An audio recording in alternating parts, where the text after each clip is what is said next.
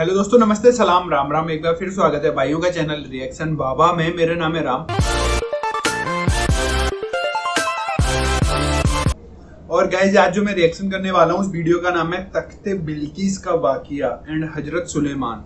तो मतलब ये वीडियो जो मुझे मिलती है गाइज कमेंट्स के जरिए मिलती हैं, और इतने ज्यादा कमेंट्स इकट्ठे हो रखे हैं तो मैं आप लोगों के कमेंट्स को कॉपी करता हूँ, यूट्यूब पे डालता हूँ, वहां से उस वीडियो को सर्च करता हूँ, देन डाउनलोड करके आप लोगों के लिए रिएक्शन बनाता हूँ। तो आप लोगों को यकीन नहीं आएगा, इतने सारे कमेंट्स हैं और मेरे पास इतनी सारी मैंने वीडियो डाउनलोड करके रखी हुई है रिएक्शन के लिए। तो मतलब इतना टाइम नहीं मिल पा रहा कि सब पे रिएक्शन बना सकूं।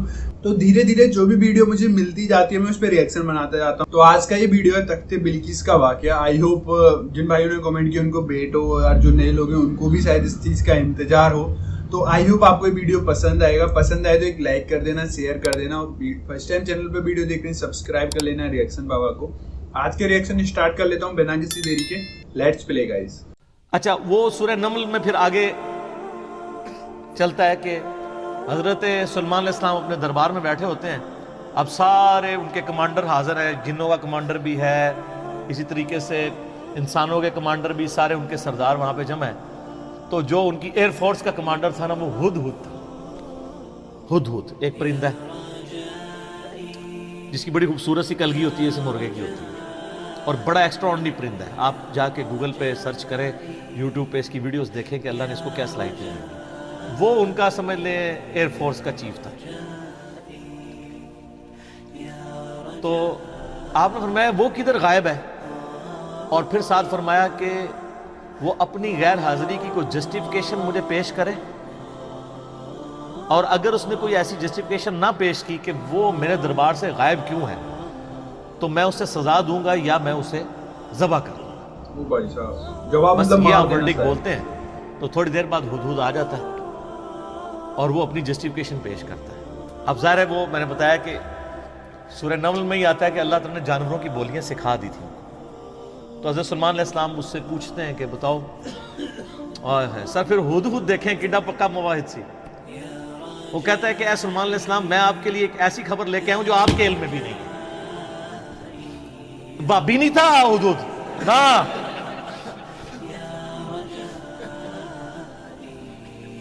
अच्छा, सुलेमान अलैहिस्सलाम ने कहा क्या खबर लेके आया हूं? उनका मैं एक ऐसी कौम के पास से आया हूं कि जिनकी हुक्मरान एक मलका है, औरत, और उसका बहुत बड़ा एक अर्श यानी उसका तख्त है जिस पे वो बैठती है। अब वो आपको ना वैसे खंडरात भी उसके मिल चुके हैं, एक पिक्चर हमें मिली, इंशाल्लाह हम इसमें अटैच भी करेंगे। ऑलमोस्ट समझ लें वो कोई आज के दौर के एतबार से आप देख लें कोई 50 फीट चौड़ा, और लंबाई में तकरीबन 100 फीट, और ऊंचाई में भी तकरीबन 50 फीट के बराबर। मुख्तलिफ अकवाल मिलते हैं। यानी अच्छा खासा बड़ा उसका तख्त था जिसपे उसके सारे वो सरदार इर्द गिर्द बैठते थे, और वो पत्थर का बना हुआ बड़ा सा। उनका मैंने एक औरत देखी है, तो वो आपके इल्म में नहीं है कि वो हुकूमत कर रही है उन पे, और बड़ा उसका एक तख्त है, उसके कई सरदार हैं, और शैतान ने उनके बुरे अमाल उनकी नज़र में संवार दिए हैं। वो अल्लाह को छोड़ के सूरज की पूजा करते हैं। सर एक हुदहुद को भी टेंशन है शिर्क की। आप जरा ये देखें, इसीलिए ना अल्लाह ताला ने फरमाया ना कि करीब है कि आसमान फट पड़े और जमीन शक हो जाए और पहाड़ रेजा रेजा हो जाए। अन दाउ लिर्रहमानी वलदा, जो रहमान के लिए बेटा तजवीज करते हैं, अगर ये शिर्क की तकलीफ का एहसास ये आसमान, जमीन और पहाड़ों पे हो तो ये भी दब जाए इससे कि अल्लाह के लिए इस तरह की बातें लोग करते हैं। तो और फिर वो कहता है कि अब हुदूद की भी आप तकरीर देखें जनाब, कि शैतान ने बुरे अमाल उनकी नजरों में संवार दी हैं, अल्लाह को छोड़ के वो सूरज की पूजा कर रहे हैं। हालांकि अजमत उस अल्लाह की है जो जमीन और आसमान का मालिक है। इनको तो चाहिए था उसे ही सजदा करें, और इस पे आयत सजदा भी है। अल्लाहु अकबर,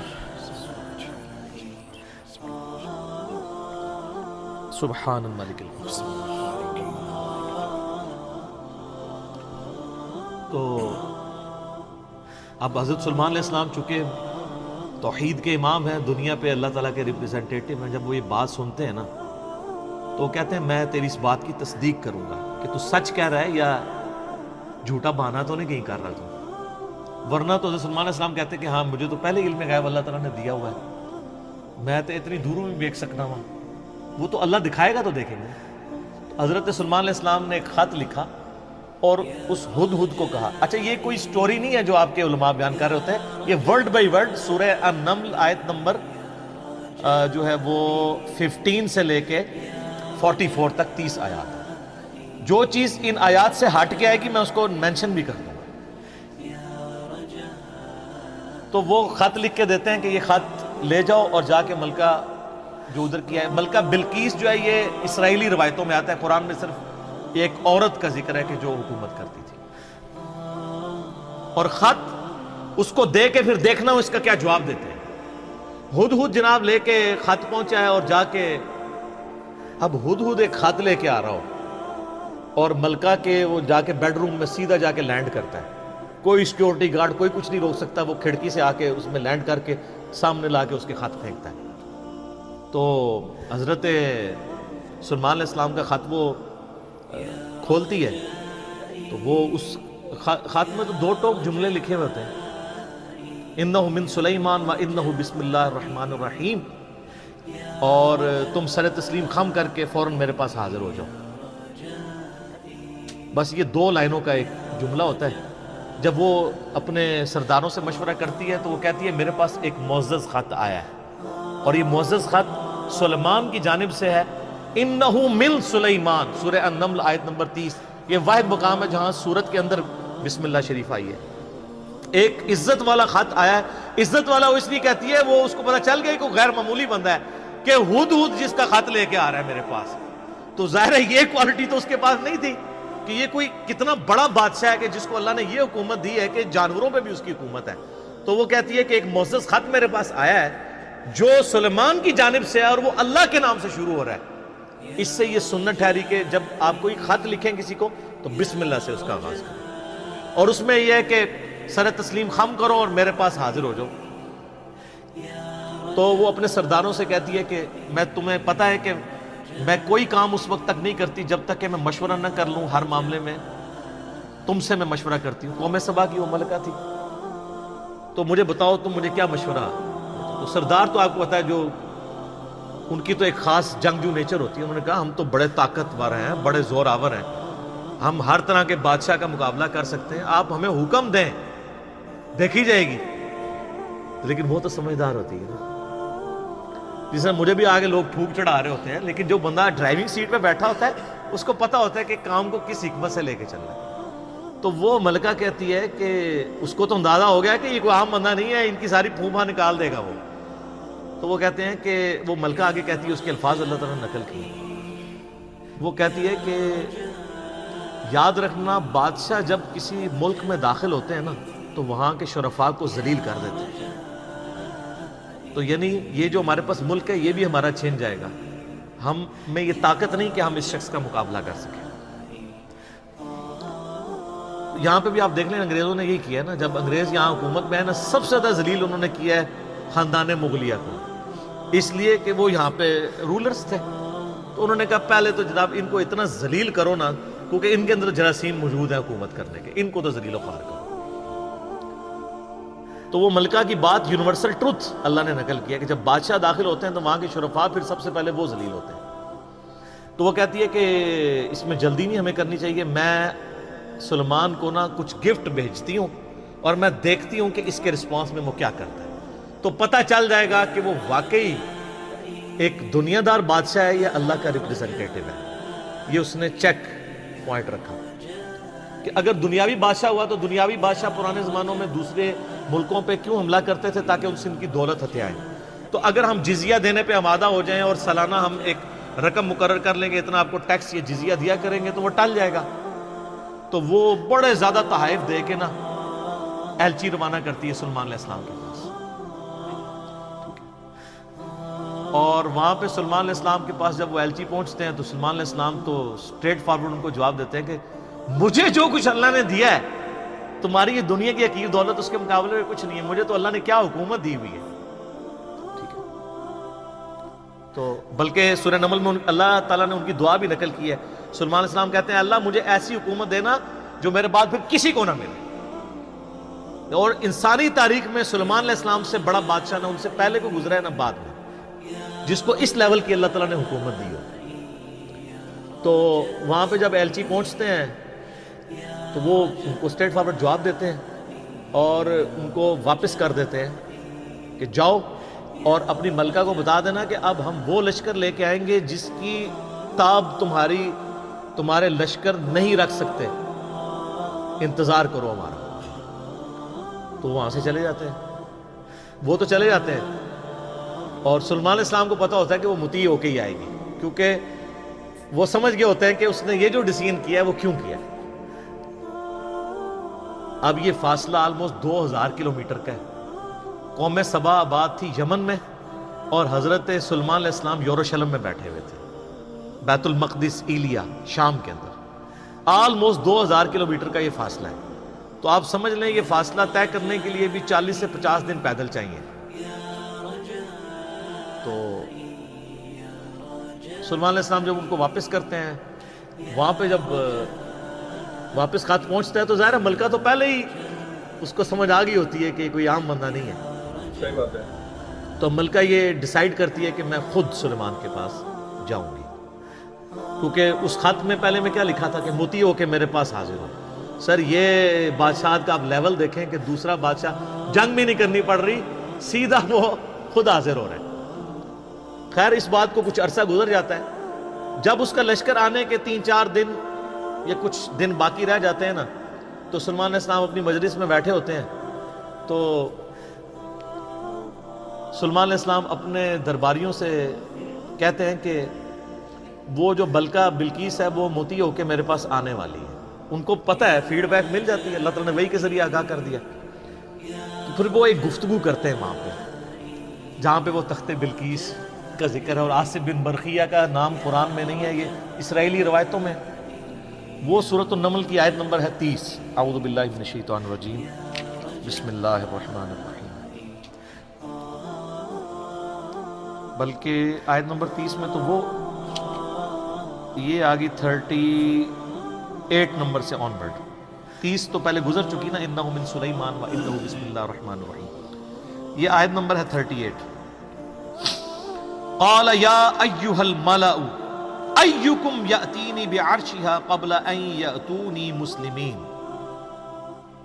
حضرت سلیمان علیہ السلام کہتے ہیں اے میرے سردارو جو میرے ساتھ اٹیچ لوگ ہو, تم میں سے کون ہے کہ جو مجھے اس ملکہ کا تخت لا کر دے اس سے پہلے کہ وہ سر تسلیم خم کرتی ہوئی میرے پاس حاضر ہو جائے. کون ہے کہ جو ایسا کرے؟ قال عفریت من الجن. تو ایک بڑا دیو ہیکل جن کہتا ہے انا آتیک بہ قبل ان تقوم من مقامک, کہ میں آپ کی اس محفل برخاست ہونے سے پہلے 3-4 گھنٹے کی جو بھی آپ کی مجلس ہوتی ہے, مجلس ختم ہونے سے پہلے میں وہ تخت آپ کو یہاں پہ لا دوں گا. انبلیویبل چیز ہے. 2000 کلومیٹر سے اتنا بڑا تخت پتھر کا وزنی 3-4 گھنٹے کیا, وہ تو آج بھی آپ اگر جہاز میں بھی لائیں تو 3-4 گھنٹے میں نہیں پہنچ سکتا. اس کو تو لفٹ کرنے میں پرابلم ہو جائے گی. وَإِنِّي عَلَيْهِ لَقَوِيٌّ أَمِينٌ, اور میں اس کے اوپر امانت دار بھی ہوں, میں پوری رسپانسبلٹی سے یہ کام کروں گا, اور میں طاقت بھی مجھے اللہ نے دی ہے. جنات کو اللہ نے بہت طاقت دی ہوئی ہے. تو حضرت سلیمان علیہ السلام یعنی ایگری نہیں کرتے اس مسئلے میں. تو پھر ایک اور شخص قال الذی عندہ علم من الکتاب, وہاں ایک شخص بیٹھا ہوتا ہے جس کے پاس کتاب میں سے علم ہوتا ہے. وہ کہتا ہے انا آتیک بہ قبل ان یرتد الیک طرفک, میں اس تخت کو آپ کے سامنے حاضر کر دوں گا آپ کی آنکھ جھپکنے سے پہلے. او بھائی صاحب, فریکشنز آف سیکنڈ میں لے آؤں گا. ہمارے لیے تو وہی ہضم کرنا مشکل ہے, تو یہ تو خیر بہت بڑی چیز ہے, بہت بڑی بات ہو گئی یار. یہ تو یہ اس نے دعویٰ کیا, بس یہ دعویٰ کرنے کی دیر تھی اور وہ لے بھی آیا تھا. او بھائی صاحب. فلما رآہ مستقرا عندہ، تو حضرت سلیمان علیہ السلام نے جب وہ تخت وہاں پر آیا ہوا دیکھا، قال ھذا من فضل ربی، انہوں نے کیا حضور کڈے پہنچے بزرگ کو، کیا بات ہے، کیا صاحب کرامت ہو، نہیں اومٹ کر ان کا، یہ میرے رب کا فضل ہے. ھذا من فضل ربی، آپ لکھتے ہیں نگاہ مرشد سے، ماں باپ کی دعا سے، اور پیغمبر کا کہتا ہے ھذا من فضل ربی، یہ تو میرے رب کا فضل ہے. کیوں ہے فضل؟ لیبلونی اشکر ام اکفر، تاکہ وہ مجھے آزمائے کہ میں اس کا شکر گزار بنتا ہوں یا ناشکرا. یہ سر توحید ہے. ومن شکر فانما یشکر لنفسہ، اور جو کوئی اللہ کا شکر کرے گا تو وہ بھی اپنے نفس کی خاطر ہی کر رہا ہوگا، اللہ کو کوئی پرواہ نہیں. ومن کفر، اور جو کوئی اللہ کی ناشکری کرے، فإن ربی غنی کریم، تو میرا رب تو غنی ہے، کریم ہے، اسے کسی کی پرواہ ہی نہیں ہے. ھذا من فضل ربی. اچھا اس کے بعد پھر آتا ہے کہ وہ ملکہ جب آئی، حضرت سلیمان علیہ السلام نے کہا کہ نا اس تخت کی حیت بدل دو، ڈیزائننگ اس کی تھوڑی سی چینج کر دو، جو اس کے اوپر کوئی پھول بوٹے لگے ہوئے تھے تھوڑا سا اسے ٹیمپر کرو، اور میں دیکھوں گا کہ وہ پہچانتی ہے اپنے تخت کو نہیں کہ نہیں پہچانتی. تو وہ پھر ملکہ وہاں پہ آ پہنچتی ہے، تو سلیمان علیہ السلام اسے ریسیو کرتے ہیں اور کہتے ہیں اس تخت کے بارے میں تیرا کیا خیال ہے. تو وہ بڑی سمجھدار ہوتی ہے، تو وہ کہتی ہے یہ تو لگتا ہے کہ یہ میرے تخت ہی ہے، اس کی مثل مجھے لگ رہا ہے بلکہ شاید وہی ہے. تو یہ اس کی سمجھداری کا بھی ثبوت ہے کہ وہ اس کو ٹیمپرڈ فارم میں بھی پہچان لیتی ہے، اور یہ اس کو دوسرا میسج مل جاتا ہے انہوں نے کیا لڑنا ہے، اس نے کہاں سے لڑنا ہے. وہ تو یہ بھی نہیں تھی ایکسپیکٹ کر سکتی کہ 4 مہینے میں بھی کوئی اٹھا کے یہاں لا سکے. ابھی تو اس کو یہ پتہ نہیں تھا یہ تو ایسے آیا ہوا ہے. ٹھیک ہے، تو پھر سلیمان علیہ السلام اسے اپنے جو ٹیمپل ہے نا اس کی بھی تھوڑی جھلک کرواتے ہیں. آگے ایک محل میں جب لے کے آتے ہیں کمرے میں، تو اس میں ایسے شیشے جڑے ہوئے ہوتے ہیں کہ وہ گویا دیکھنے میں تالاب محسوس ہو رہا ہوتا ہے. تو جب اس پہ پاؤں رکھنے لگتی ہے وہ سمجھتی ہے شاید پانی والا تالاب ہے، تو وہ اپنے جو تہمد ہے یا جو بھی اس نے کپڑے پہنے ہوتے ہیں وہ تھوڑی سی اٹھا لیتی ہے، اس کی پنڈلیاں بھی ننگی ہو جاتی ہیں، وہ سمجھتی ہے پانی ہے، وہ پانی نہیں ہوتا. تو وہ امپریس ہوتی ہے، اور پھر وہ وہاں پہ کہتی ہے کہ میں سلیمان کے ساتھ اپنے رب کے سامنے سر تسلیم خم کرتی ہوں، جو میں شرک کرتی رہی میں اللہ کی طرف رجوع لاتی ہوں، اور وہ اسلام قبول کرتی ہے. باقی اسرائیلی روایتوں میں پھر ملتا ہے کہ سلیمان علیہ السلام کا نکاح اس کے ساتھ ہوتا ہے. قرآن نے اس چیز کو ایڈریس نہیں کیا، قرآن تو بس کنکلوڈ اس پہ کرتا ہے کہ وہ مسلمان ہو جاتے ہیں. نہ وہ بریلوی ہوتی ہے، نہ دیوبندی ہوتی ہے، نہ اہل حدیث ہوتی ہے، نہ شیعہ ہوتی ہے، بلکہ مسلمان ہو جاتی ہے. اور آپ یہ الفاظ دیکھیں جناب، مسلمان مسلمان ہی ہیں ہر طرف.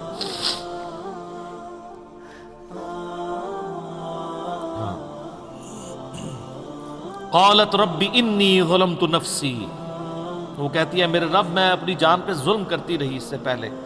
واسلمت مع سلیمان للہ رب العالمین، اور میں سلیمان کے ساتھ سر تسلیم خم کرتی ہوں اس رب کے سامنے، اللہ کے سامنے جو سارے جہانوں کا پالنے والا ہے. میں سر تسلیم خم کرتی ہوں، میں مسلم ہوتی ہوں. تو وہ اپنا آپ اپنے رب کے حضور سر تسلیم خم کر دیں. تو یہ واقعہ یہاں پہ مکمل ہوا.